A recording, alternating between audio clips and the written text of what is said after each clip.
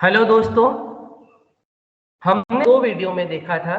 Previous two videos हमने देखी थी। पैरेलल प्लेट कैपेसिटर में अगर सिंगल डाइलेक्ट्रिक मटेरियल है तो क्या होगा।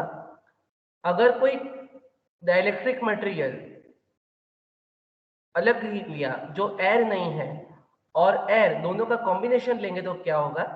अभी यहाँ पे हम देखेंगे कि तीन अलग डाइलेक्ट्रिक मटेरियल लेंगे तो क्या होगा।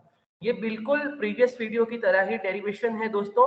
आपको सिर्फ उसके साथ रिलेट करना है तो आपको प्रीवियस भी बड़ा अच्छी तरह से समझ में आएगा और आप तीनों को समझ पाओगे। अभी यहाँ पे मान लीजिए कि तीनों डिफरेंट डाइलेक्ट्रिक मटेरियल है और हमारा टोटल थिकनेस हमको यहाँ पे नहीं दिया गया है। मान लीजिए T1, T2, T3 हमारे तीनों डाइलेक्ट्रिक मटेरियल का थिकनेस है और तीनों का परमिटिविटी हमारा है एप्सिलॉन R1, एप्सिलॉन R2 और एप्सिलॉन R3। तो तीनों वोल्टेज होंगे V1, V2, V3 और टोटल वोल्टेज हमारा V। और फ्लक्स डेंसिटी जैसा मैंने लास्ट में बताया था, तीनों मटेरियल का थिकनेस के रिस्पेक्टिव सेम ही रहेगा, D1 plus D2 plus D3। Psi by A कह लो, क्यू बाय ए कह लो या डी कह लो, सेम ही रहेगा इरिस्पेक्टिव ऑफ डाइलेक्ट्रिक मटेरियल। लेकिन फर्क कहाँ पड़ेगा, इलेक्ट्रिक फील्ड इंटेंसिटी में। D इज इक्वल टू हमारा है वो सेम है, तो E1 electric field intensity material 1 के लिए D upon epsilon 0 epsilon R1। इसी प्रकार उसका वोल्टेज कितना रहेगा, V1 is equal to E1 T1, क्योंकि हमको पता है E is equal to V by D, तो V1 बाय T1। इसी प्रकार दूसरे मटेरियल के लिए D upon epsilon 0 epsilon R2 और V2 E2 T2 और E3 रहेगा एप्सिलॉन 0 ER3 या एप्सिलॉन 0 एप्सिलॉन R3 और V3 E3 T3। तो ये हमको टोटल सारे इक्वेशंस मिल गए जो हमको V is equal to V1 plus V2 plus V3 में यूज करने हैं। तो वो करते हैं दोस्तों।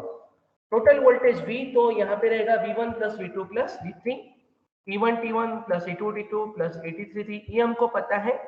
D upon epsilon 0 epsilon R1 2 और 3 और यहाँ पे common D upon epsilon 0 common आ जाएगा, T1 upon epsilon R1, T2 upon epsilon R2 और T3 upon epsilon R3।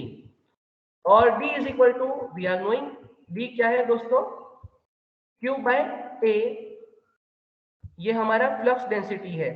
Phi by A कह लो, साई बाय ए कह लो, क्यू बाय ए कह लो, तो D is equal to Q by A रहेगा। तो आगे बढ़ते हैं दोस्तों। हमको पता है C is equal to Q by V, तो यहाँ इसको क्यू बाय वी के फॉर्म में रखेंगे तो एप्सिलॉन 0 A डिवाइडेड बाय पूरा टर्म हो जाएगा। तो ये जो दोस्तों है ये हमारा टोटल कैपेसिटेंस का इक्वेशन आएगा दोस्तों। बहुत ही सिंपल है, इससे सिंपल कुछ भी नहीं है। आपका जो फर्स्ट डेरिवेशन था सिंपल सिंगल डाइलेक्ट्रिक मटेरियल या double dielectric material with air, और यहाँ पे ट्रिपल, ये जो थर्ड इक्वेशन ये बहुत ही इजी है।